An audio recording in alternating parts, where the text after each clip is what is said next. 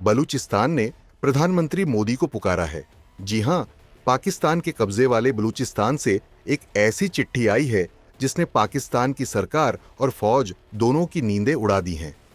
पूर्व बलूच कैबिनेट मंत्री और बलूच अमेरिकन कांग्रेस के अध्यक्ष डो ओई ताराचंद बलूच ने प्रधानमंत्री नरेंद्र मोदी को सीधी चिट्ठी लिखी है। इस चिट्ठी में उन्होंने भारत से नैतिक, राजनीतिक और कूटनीतिक समर्थन की अपील की है और इस चिट्ठी से इस्लामाबाद में खलबली मच गई है। ताराचंद बलूच ने पीएम मोदी को लिखा है कि आपके लाल किले से बलूचिस्तान का नाम लेना बलूचों के लिए आशा की किरण बन गया। हमें अब भारत के समर्थन की जरूरत है। बलूच अमेरिकी कांग्रेस ने 2 औपचारिक पत्र सीधे प्रधानमंत्री कार्यालय को भेजे हैं। इनमें साफ साफ कहा गया है कि बलूच लोग पाकिस्तान की जिहादी सेना से त्रस्त हैं। उन्हें यातनाएं दी जा रही हैं, लापता किया जा रहा है, मारा जा रहा है। बलूचिस्तान को 1948 में जबरन पाकिस्तान में मिलाया गया और तभी से ये इलाका संघर्ष झेल रहा है। डॉ चंद ने मोदी से कहा, भारत को अब आगे आकर बलूच आंदोलन को वैश्विक समर्थन दिलाना चाहिए। अब ये पूछिए कि पाकिस्तान में हड़कंप क्यों मच गया? क्योंकि ताराचंद बलूच कोई आम नेता नहीं है। वो बलूचिस्तान की सरकार में मंत्री रह चुके हैं और अब अमेरिका में बलूच लोगों की आवाज बन चुके हैं। उन्होंने मोदी को लिखे पत्र में खुलकर कहा कि पाकिस्तान और चीन मिलकर बलूचिस्तान को लूट रहे हैं, जबकि बलूचों को उनका ही घर नरक बना दिया गया है। उन्होंने यह भी लिखा कि बलूच आंदोलन को दबाने के लिए जिहादी मिलिशिया और पाक आर्मी मिलकर एक बड़ा अभियान चला रही है। इस खुलासे के बाद पाकिस्तान की सरकार सकते में है। आईएसआई और रावलपिंडी का जीएचक्यू अब इस बात से परेशान है कि भारत कहीं खुले मन से बलूच आंदोलन का समर्थन न कर दे। बलूच नेता ने पत्र में चीन की भूमिका पर भी हमला बोला।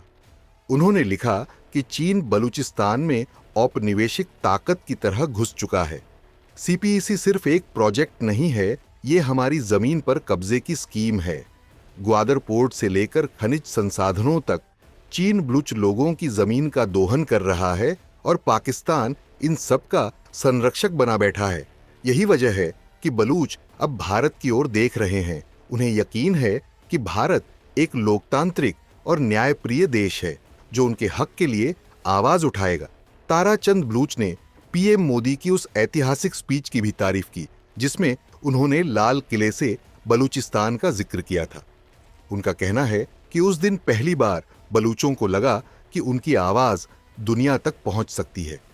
उन्होंने लिखा कि आपके लाल किले के संबोधन ने हमें वो नैतिक बल दिया जिसकी हमें दशकों से तलाश थी। आप न होते तो हमारी आवाज कहीं खो जाती। मोदी सरकार का साहसिक कदम सिंधु जल संधि को निलंबित करना बलूच नेता को प्रेरणादायक लगा। उन्होंने इस पर लिखा कि आपका संदेश खून और पानी साथ नहीं बह सकते, पाकिस्तान को झकझोर देने वाला था। अब सवाल ये उठता है कि भारत को क्या करना चाहिए। दरअसल बलूचिस्तान रणनीतिक रूप से बेहद महत्वपूर्ण है। अरब सागर तक सीधी पहुंच, प्राकृतिक संसाधनों का खजाना और पाकिस्तान व चीन के प्रभाव को चुनौती देने का मौका। डॉ चंद ने कहा कि एक स्वतंत्र और सहयोगी बलूचिस्तान भारत के लिए 21वीं सदी का एक भू राजनीतिक गढ़ बन सकता है। जिस दिन भारत वैश्विक मंचों पर बलूचों के लिए बोलना शुरू करेगा, उस दिन पाकिस्तान का एक और नकाब उतर जाएगा। तो अब समय आ गया है कि भारत अपनी भूमिका स्पष्ट करे। बलूचिस्तान से आई इस पुकार को सिर्फ एक चिट्ठी नहीं बल्कि इंसानियत की अंतिम पुकार समझा जाए। ताराचंद ने जो कहा वह केवल एक नेता की बात नहीं, एक पूरी कौम की आवाज है। बलूचिस्तान ने मोदी को पुकारा है। अब क्या भारत उनका हाथ थामेगा?